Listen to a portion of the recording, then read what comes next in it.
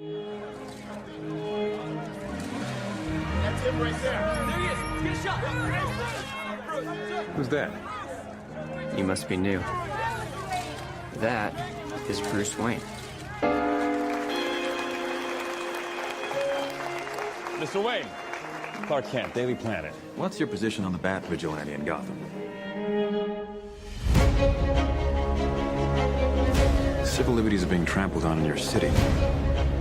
People living in fear. He thinks he's above the law. The Daily Planet criticizing those who think they're above the law is a little hypocritical. What'd you say? Considering every time your hero saves a cat out of a tree, you read a puff-piece editorial about an alien. You could burn the whole place down. Most of the world doesn't share your opinion, Mr. Wayne. Maybe it's Gotham City and me. We just have a bad history with freaks dressed like clowns.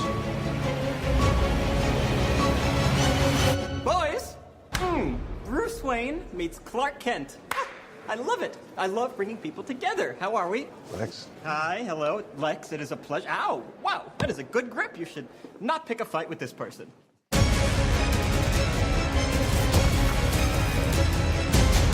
You know the oldest lie in America, Senator? That power can be innocent. You're gonna go to war. That son of a bitch brought the war to us. You know you can't win this. It's suicide. The greatest gladiator match in the history of the world. Son of Krypton versus Bat of Gotham. You're psychotic. That is a 3-syllable word for any thought too big for little minds. It's time you learned what it means to be a man. Stay down! If I wanted it, you'd be dead already. Man won't kill God. The devil will do it. What have you done?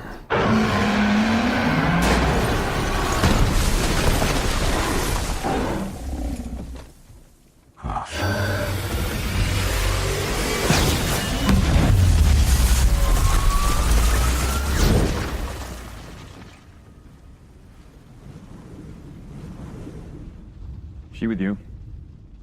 I thought she was with you.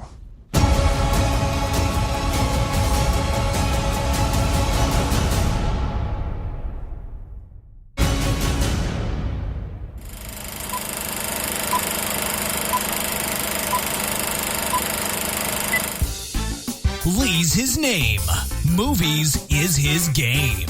You're listening to 30 with Lee.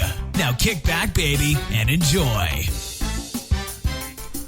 What is going on, boys and girls? You are checking out a special edition of 30 with Lee coming at you live right now for this Thursday night of March 24th, 2016.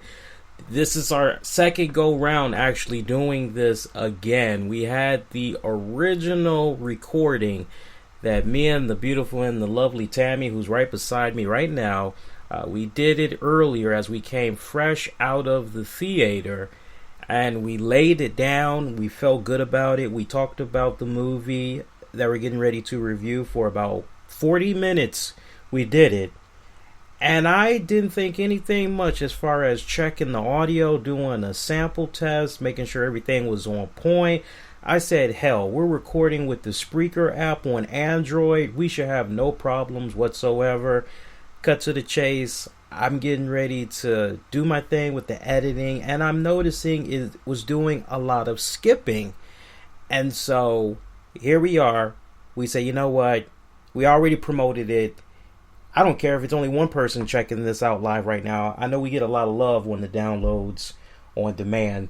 So, but we already plugged it. It was like, we plugged this for weeks now that there was going to be a special edition of 30 with Lee covering Batman vs. Superman, Dawn of Justice. So that's what we're talking about here. Again, Lee right here. Lee is my name. Movies is my game. I'm joined alongside with the beautiful and the lovely Tammy. So we saw this movie, and I gotta tell you, I'm definitely a little bit mixed. I couldn't help but check out some of the reviews that were coming in, and that's just something that I like to do once I get done seeing a movie. I like to form my own opinions, and then I like to kind of just look online at a few different little places and see if the consensus is pretty much the same deal. And yeah, definitely a lot we need to talk about with regards to this movie. So Batman vs. Superman, Dawn of Justice. Where to begin with this movie? Well, first off, let me just say, if you did a hell of a good job staying away from the trailers, kudos to you, because there were so many trailers that was put out there of this movie, to the point that if you go online, currently there is about, at least last I checked, there's about 11 minutes worth of trailers that is out there. So I mean, and those trailers is giving away some very key scenes from what I can kind of remember of stuff that was floating around. So bearing that in mind, it's kind of like, damn, that's not really good. That's going on right there. And I'm a little bit distracted right now because I'm trying to find a show thumbnail that I can upload on here. But your man over here, I had enough common sense to do the thumbnail for YouTube, but I didn't do the thumbnail for Spreaker. So you guys are going to be looking at a blank thumbnail for a little bit, but come on. So yeah, so with regards to Batman versus Superman, first off, those of you that was expecting for this movie to be one that predominantly picks up on where things left off with the Superman character, and this is pretty much a Superman movie. Like I said, if you did a good job of staying away from the interviews that the cast was giving and everything, you just wanted to try to take it in for all it was worth, you've seen the movie at this point, you're probably feeling a bit disappointed, and you should. For those of you that have not seen this movie yet, you plan on seeing it, please know that if you really love the Superman character, you thought Henry Cavill did a superb job in Man of Steel, you're going to come away from this sadly disappointed, because Superman in this movie is nothing but a backdrop / supporting character to Ben Affleck's Batman / Bruce Wayne. Now, when Henry Cavill does get his time to shine as Clark Kent, he makes the most out of it, but it's not really enough for you to like really sink your teeth into. You feel where I'm coming from? When he comes onto the scene as Superman, you're into it. You're definitely invested, because there was a lot of elements of this movie that just reeked of a lot of things. If you have been following your comic book movies, you know the whole comic mythology and all that's been happening thus far. A lot of elements come to mind, and I think a lot of you comic book gurus out there, you comic movie gurus as well, will appreciate this. But just think Frank Miller's The Dark Knight Returns, Superman 4, The Quest for Peace, and The Death of Superman, and Funeral for a Friend. Just think about all of those things pretty much wrapped up in one to get Batman versus Superman. Only Superman is kind of like in the background as more of a supporting cast, right? Would you agree with that assessment, Tammy? I would say so, yes. So now that you kind of got the whole thing with Superman out the way, let's also tackle, I was about to say tackle, that's why I said tackle. Well, that's a new word I just created, tackle. Mm-hmm. Let's tackle about the other people that are in this movie. So let's begin with Mr. Jesse Eisenberg, I believe is the young man's name that had portrayed Lex Luthor.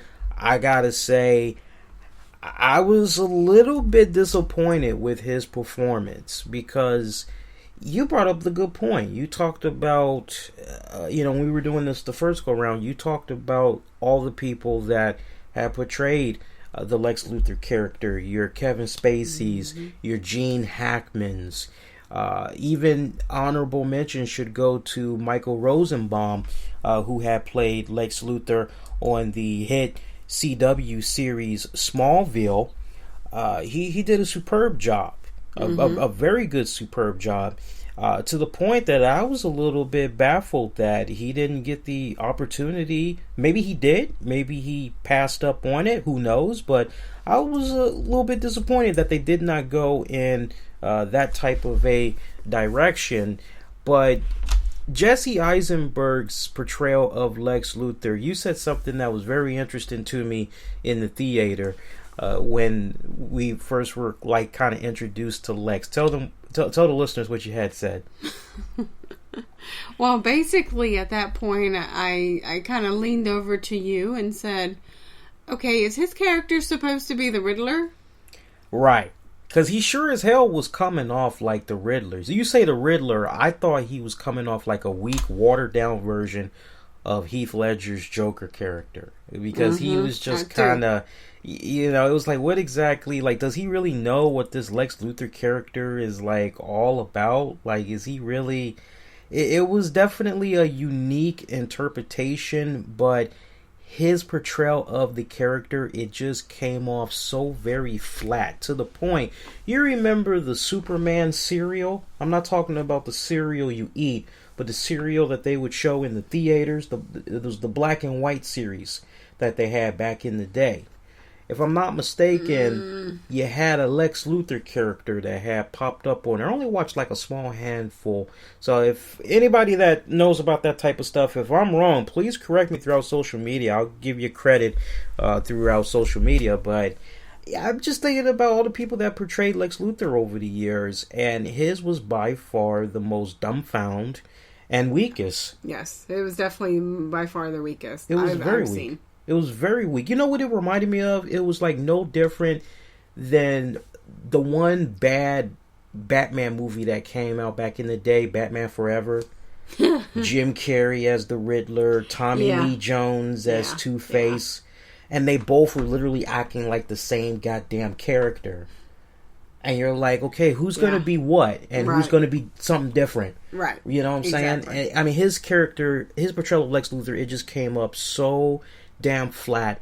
There were no promising, like, there was nothing. Even, and I'm of course, we all know Lex Luthor, he does go bald eventually. So I'm not really giving anything away out of this. We see he does lose the hair in the end. And even at that, I don't go, oh shit, it's about to get serious. I don't even go that. I just go, can we please stop getting this guy, because he just comes off like he doesn't quite understand this character. Right. He just comes off that way. Which, and I don't want fans of Jesse Eisenberg to come at me with the hate mail and all that. He is without a doubt a damn good actor. No doubt about that. I'd be here all night talking about the different movies that he's done. But I'm not taking anything away from him as a drama actor. Make no mistake about it. You ask me straight up, what's my most favorite movie that I enjoyed him in the most? I would definitely have to say, what was the movie that he did? What was it? Social Media? Not Social Club. I think it was called Social Media or something like that. I only saw it once, but I thoroughly enjoyed him in that. I eagerly had The Social Network. 2010's The Social Network. That's the movie that I'm thinking of. Great soundtrack, by the way, of that. Enjoyed that thoroughly. So I'm not taking anything away from the young man, but I particularly didn't care about his Lex Luthor. Okay? So let's just nip that in the bud right there. Gal Gadot as the beautiful and the lovely Diana Prince. Wonder Woman.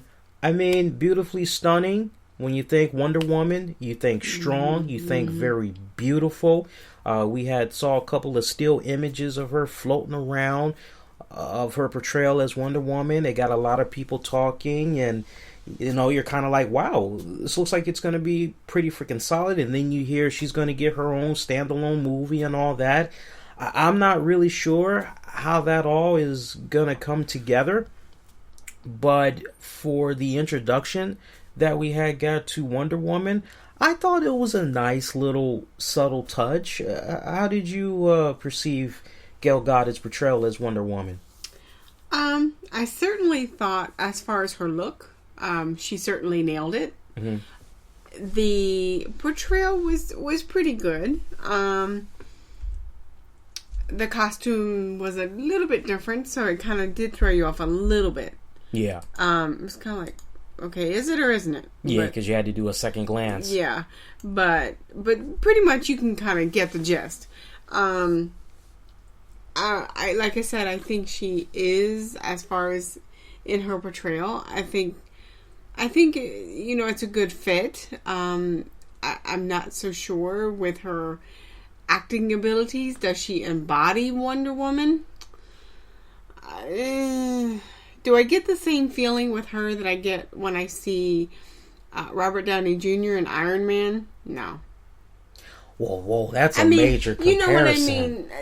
We should save the Robert Downey Jr. comparison for Ben Affleck. Well, I agree with. How about this? Here's a good analogy. Not to cut you off, but here's a good analogy. How about, you remember Xena, Warrior Princess? I got Lucy Lawless. Yeah. Just imagine if we had Lucy Lawless as young as she was back then today. She probably would have done the role of Wonder Woman justice, I think. Mm-hmm. I think the real story in itself is going to be how she's going to do in this standalone movie, because from the little bit that we saw of her in this movie, great, you've got the utility role down. Right. As far as being a supporting member, yeah, you've got that down, but it wasn't enough from what I saw. It wasn't enough for me to go, and I don't want no smart ass person coming out there saying, "Oh, that's because you didn't see legs and a behind, Lee," like with Linda Carter's portrayal of Wonder Woman. No, has nothing to do with the costume design. It just, I did not walk out of the theater going, "Well, gee willikers, I can't wait to see how she does in her own standalone movie." I don't think she's strong enough for her own standalone movie. Didn't come off that way.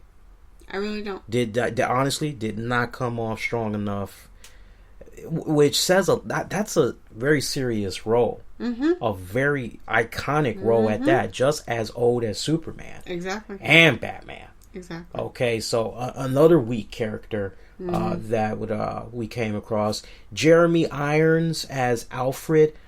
I thought to date this was like the best interpretation of Alfred.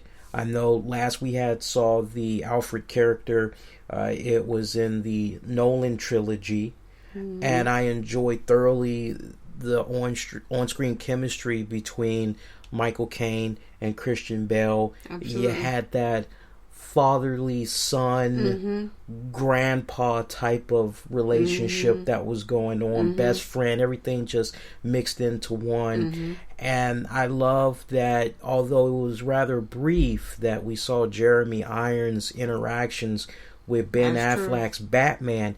Jeremy Irons made it count when it counted the most. That's true. But come on, when you have Jeremy Irons as part of your cast, how can you go wrong with Jeremy? I mean, he is a veteran actor, an established actor in his own right. He can make the best out of, excuse the French, chicken shit and turn it into chicken salad. True. He had very little to work with, but he made the best of it. I would definitely have to give him a nod. He shined very well. Holly Hunter. It's funny, we saw Holly Hunter, if I'm not mistaken, in an Al Pacino movie on DVD we watched a couple of weeks ago. We sure did. What was it called? Mangoldila, or something like that, where Al Pacino plays this character that's like a locksmith. Manglehorn. That sounds about right. Yeah. I saw her pop up on the screen. I was like, hey, Amy Adams returning as Lois Lane this go round. Diane Keaton also returning as well, playing Martha Kent, rounding out the supporting cast. Pretty much kind of somewhat picking up right where they left off, just a little tiny bit. Once again, when they have the opportunity, it's not that much, but they go at it. That leaves us pretty much down to one person, Ben Affleck as Batman, Bruce Wayne. Definitely, and I share in the same sentiments of everybody that has taken the time out to post their thoughts about this movie on Rotten Tomatoes or Yahoo Movies, wherever, Reddit. I do share the same sentiments with everybody that has seen the movie right now, which is Ben Affleck, whether you want to admit it or not, you got to give the man his due. He definitely is like the saving grace for this movie, to the point you keep sticking around because of him, because you're reintroduced to the Batman character. And I liked how when they approached the reintroduction of the Batman character, they didn't exactly address whether or not this is an entirely new Batman. Like, if what we saw from the Nolan trilogy is still valid, or like that never happened. Because as you're watching this movie, you see these little things that pop up. I'm sure everybody by now has seen the trailer where they show Bruce Wayne walking past the costumes, and there's a Robin costume that he goes past, and it's got the Joker spray paint, ha ha ha, joke's on you, or something like that. So you're kind of like, wow, what the hell happened with Robin? Is he alive? Matter of fact, who was Robin? Who was wearing that Robin costume? What's going on right here? So you think about that, and then you think about what was going on in the Nolan trilogy, in particular, what had happened with the last installment, The Dark Knight Rises. I'm not going to spoil it for those of you that hadn't seen it, but you just factor in all that, and then you have these little tidbits here and there. You see the mansion, you're like, wow, okay, this is kind of picking up from what happened in Nolan's trilogy. So like, are we still following the Nolan trilogy, or is this entirely a different realm? Right. They never really brought that up. No, they never brought it up to whether it was before or after, or where in time it was. Right. I mean, so no, that was never addressed at all. No, never addressed at all. At the same time, the way that they went about dropping these little nice touches that made you ask these questions, it heightened your senses and it heightened your interest even more in a standalone Batman film with Ben Affleck, hoping that a lot of your questions will be addressed. But, as I'm watching this, I couldn't help but remind myself of, and I had to do a rewind, when the news first broke out of Ben Affleck being signed on for this movie. Him being signed on to be Batman, Bruce Wayne. Everybody on social media was ripping Warner Brothers. They were ripping Ben Affleck, chewing him a new you-know-what. And they were just having a field day with this. And you can go on our YouTube channel. I was probably one of only a very small handful of people that said, you know what? We need to give Warner Brothers, Zack Snyder, the benefit of doubt, and we need to see what happens with this, because this could be a situation right here where everybody that's saying, oh, this is a freaking joke. Who's his Robin going to be? Matt Damon? Ha ha ha ha ha. Everybody else saying all the little things that they were saying, I couldn't help but say, watch. He's going to surprise you. The people that are hating are going to be like, he actually did a pretty damn good job. No different than when Heath Ledger was revealed to become the Joker for The Dark Knight. At first, everybody was ripping it before the guy even put on makeup. Only thing people had on their mind was Brokeback Mountain. Like that alone, they was like, nah, he shouldn't be Joker. For some people, some ignorant people, ignorant fans actually. Some people typecast. Yeah, they typecast before they really know what the actor's potential is. Exactly. And Ben Affleck, say what you will, but in the later years, he has proven, and I think it all started with Hollywoodland. And that was many years back. He started to take his roles more seriously, to the point that you looked at what he did with Gone Girl, know, but he attached himself to this. And honestly, let's break it down, Tammy. When you look at Ben Affleck as Batman, Is his Batman better than Michael Keaton? I'll give him the edge. I would say yes. Is it better than Val Kilmer, George Clooney? Yes and yes. Is it better than Christian Bale's? In some aspects, yes. In some aspects, yes. Overall, that's just a matter of opinion. I think it'd be almost dead even. Now, if you tackle his portrayal of Bruce Wayne, that is a different story in itself. Again, that one is a matter of opinion. In this case, I would kind of have to give the edge just a little bit more to Christian Bale, who we need to acknowledge, by the way, because at one point Zack Snyder was very interested in seeing if he could get Christian Bale in this movie. Somehow they were going to set it up in a way where they would recognize Bale's version of Batman, because like in the DC comic world, you have all these different worlds. So you got Superman from World 52, then you got Superman from World 5, and this weird stuff. So somehow they were going to try to acknowledge that it did happen and do some type of like a passing of the torch, from what I'm able to understand. But then they were like, well, why don't we just bring him back as a whole new character altogether? But somehow it didn't pan out. I'm actually kind of glad that did not happen, to say the least. But I thought he was the one true saving grace of this movie, because this movie, when I really think about it, it was a clusterfuck. It reminded me of Batman Forever.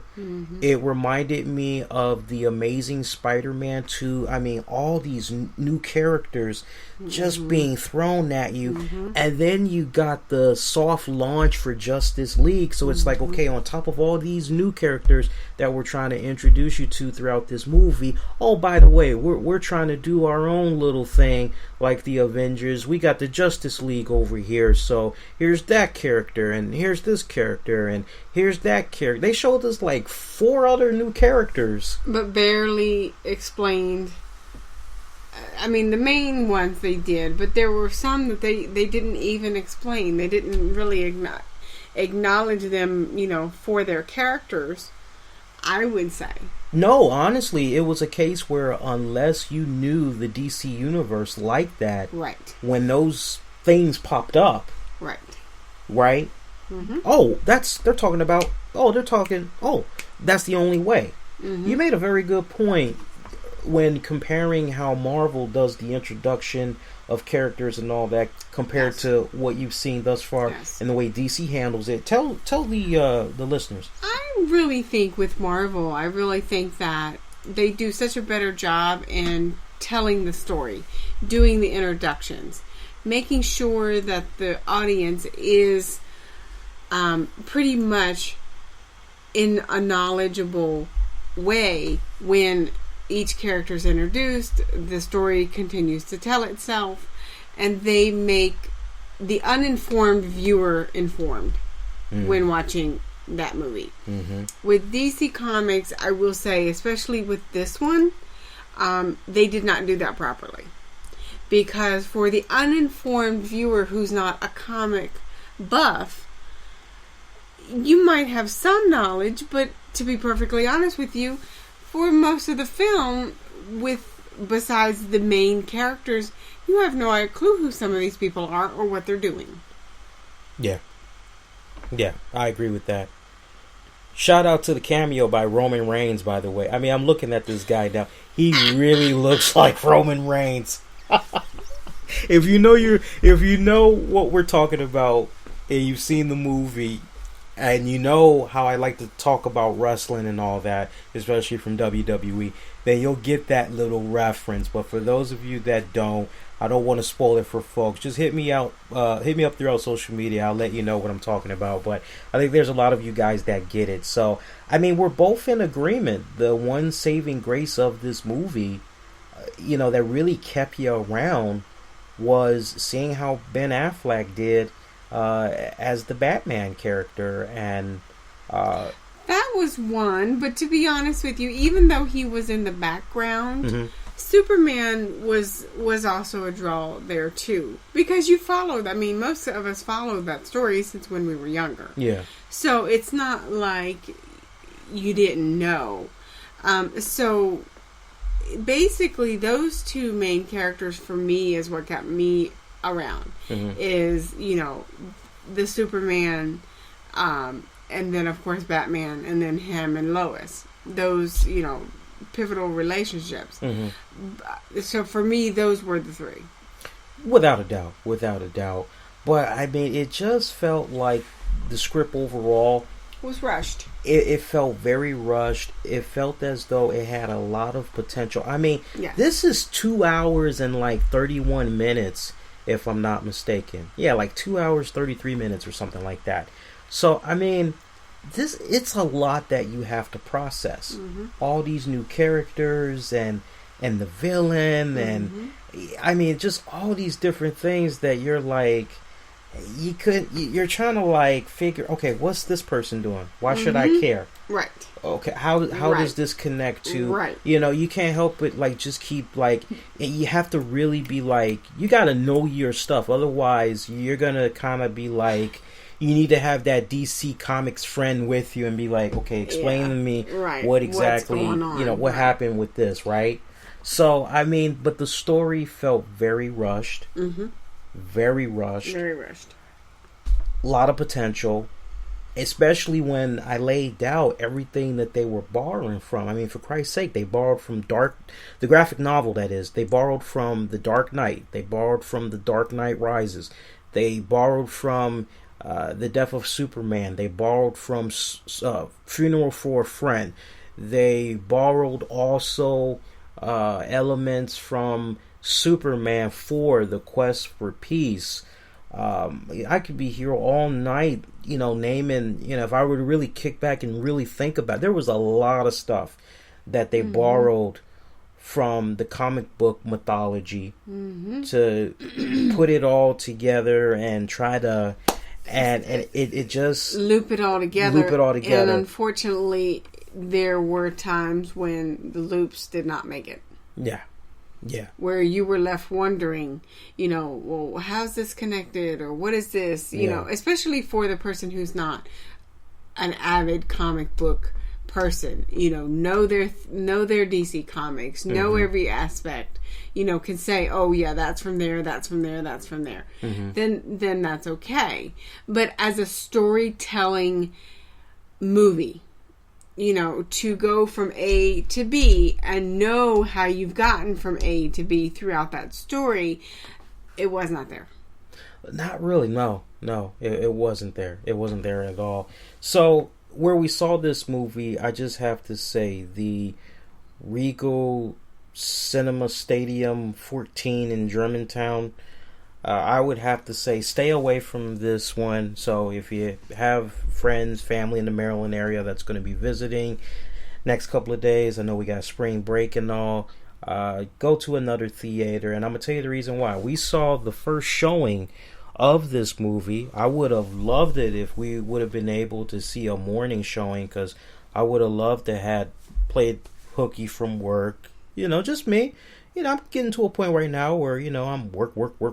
So it would have been nice to just, I think I might come in a little bit later on today or something like that. But no, the first showing was tonight. It was like a 6:45 showing. So we went and I said, you know, let's switch it up a little bit. We were able to see this movie in real 3D. We had gift certificates anyway. It was like, let's try something new. So we went to this one, and since we're doing 30 with Lee for you guys, when we get the opportunity to switch it up, come to you from different venues, it's kind of like, why not? Take advantage of it. But this particular theater, I noticed it was empty when we came in there, and I'm like, it was about half. It wasn't even half. There was, if anything, there was probably like about 7 people in the line. At the concession stand. At the concession stand. Now, when we entered the theater, there was probably like about maybe 40 people that was all bunched together. Meanwhile, you had like the first 6-7 seats all empty. I was picking up the vibe that there were a lot of young people, so I say to Tammy, let's go sit in the other section where it's all empty and we can watch the movie and we can enjoy ourselves. You were about to jump in there. Go ahead. No, but basically, with that particular system and the way they have it set up, they have it's not like gradual a gradual upgrade. Where each seat is taller than the last. So you can actually, it's like stadium seating. But basically, it's like, so all the stadium seating is in the back. Then you kind of have floor seating in the front. Well, the stadium seating in the back was pretty much fairly full. I'd say 75%. And then there was nothing, in front. But not only that, the screen is way up, on the basically toward the top of the ceiling, and then on the bottom, it's not screen, it's cloth. So it I personal preference, I like the movie theater that we normally go to for that type of a showing, but yeah, we actually had between that plus then we had some obnoxious teenagers who didn't know how to shut up and just continued to be obnoxious. And, throughout the whole movie. Matter of fact, even as soon as the movie started, they continued to talk and giggle and laugh amongst themselves. And I'm going, okay. So there was actually a guy, and I think one of his friends was sitting right behind us. Well, right after, in a few of the pivotal scenes, they're either talking or laughing or just being obnoxious. And he pretty much had enough of that. So he basically, tells them to basically shut the fuck up. And, then they even had something to say about that. But they did at least heed the warning and actually, do that. But at this point, it's pretty much the end of the movie. So it did take away from the experience. It really did. It really did, because there were definitely some key moments in the movie where you're kind of like, especially if you know your comics, I'll give one away, but I'm not really giving it away. The epic battle with Superman, Batman, and Doomsday. If you know your DC comics, you know exactly how Superman taking on Doomsday played out. Enough said. So, very pivotal scene, very emotional scene. And right when, you can finally start to make that connection with what they're putting out there to you on the screen, you have some dumbasses adding their own commentating, and it's like, look, I didn't pay my $30, $40 to hear your extra commentating. I'm paying my $30, $40 to enjoy this seat, enjoy this movie. That's what I'm here for. I'm not here to, so I can't stress it. Only thing was, I still stand behind this. I wish that the young man would have just, instead of saying all that, I wish he would have just went, got an usher, got a manager, and let them handle that. Because in this day and age, you hear about people getting popped in the theaters and all that, right? It's just not worth it. So I can't stress that enough. When you get ready to go out, you see this movie and you got some obnoxious people that's behind you and they're causing a disturbance, please think about your safety, think about your loved one's safety, and quietly just go get the usher, manager, have them take care of that situation. And, less interaction you have to have with the people that's ruining your enjoyment for the movie, the better, because you may end up doing something you might regret later. You feel where I'm coming from. But scale of 1 to 10. I still stand by what I said before, a 7. I'm matching you. It's a 7. Actually, 6.5. That's funny because that's actually what I was gonna say. I'm gonna give it a 6.5. And I'll give it a 7. I'm gonna give it a 6.5. I think the main thing that makes the movie moderately enjoyable is the little bit of I guess you could say Cavill was like in half the. I mean, he was practically there. For a majority of the movie, but he still, he still felt more like a like a backdrop Well, I of a think character. what you're picking up more is not that he wasn't there. It's the fact that Superman wasn't there in a lot of it. You got a lot of Clark Kent. You think so? Yes. Because there was hardly any Clark Kent. No, there was plenty of Clark Kent. Really? You think so? Yes. I'm kind of playing it back in my head, and you got more of Clark Kent than you got of Superman. I'm kind of seeing it now. Now that you say that, I don't know. I just really felt like the Superman character was just. It just really felt like Batman was the priority. I definitely agree with what you're saying. I'm just saying that you got a lot more of Clark Kent as far as a character versus Superman in that movie. But yes, the focus was on Batman. The main moderate bright points. It was definitely Ben Affleck's portrayal of Batman, Bruce Wayne. Jeremy Irons, the interaction that he would have with Ben Affleck. Believable. Very believable.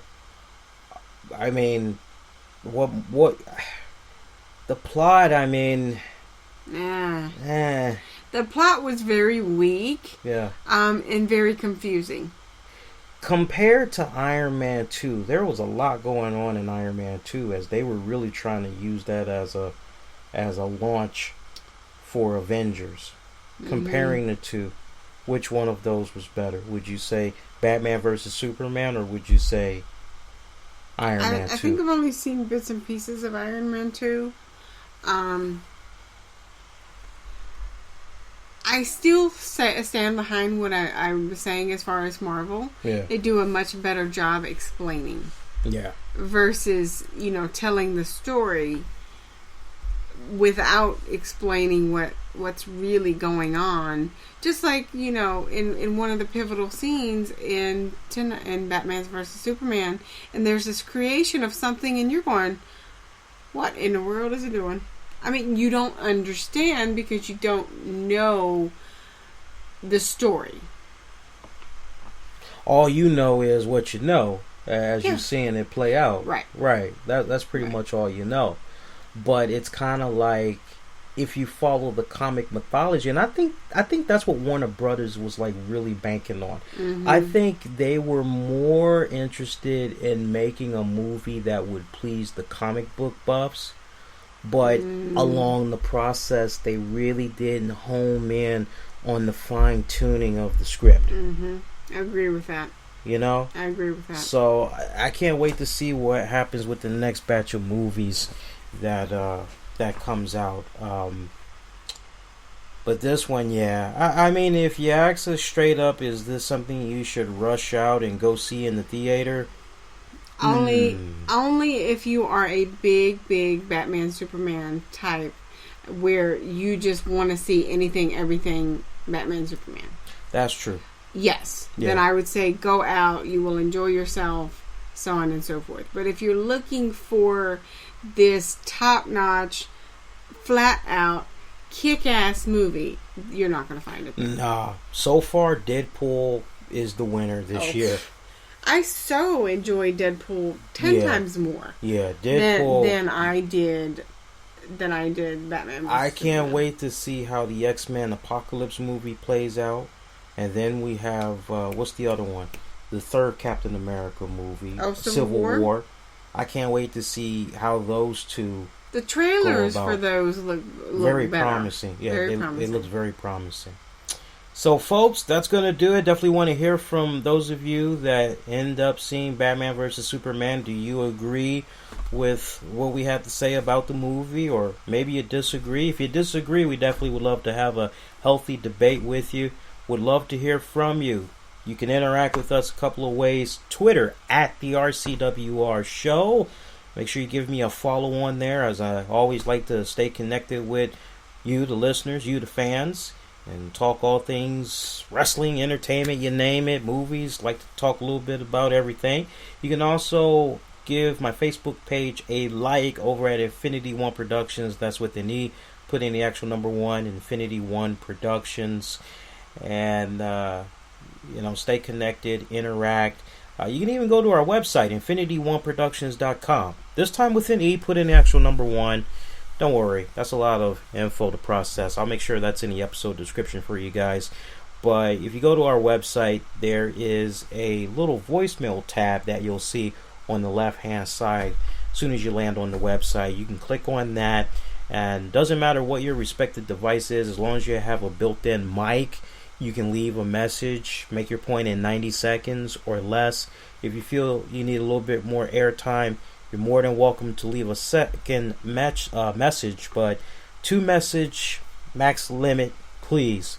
Anything else you need to say past that, just give me a post on Facebook. That'd be a lot better. I promise I will read and respond to everything that comes our way. But I definitely want to hear from you guys that get the opportunity to go see Batman versus Superman, which looks like, according to both of us, barely gets a pass, as really you need to home in on Ben Affleck's performance of Batman Bruce Wayne. That is pretty much the one true shining thing going on in this movie for 2 hours and 33 minutes. And with that ends this special deluxe edition episode of 30 with Lee.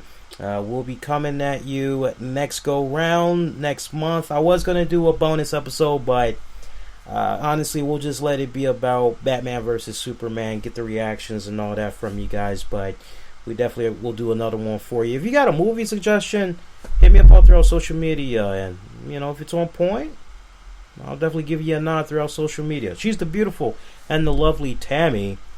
Lee is my name. Movies is my game. Thank you for checking out 30 with Lee. Thanks for listening. An Infinity One Productions presentation, keeping it honest, insightful, and interactive.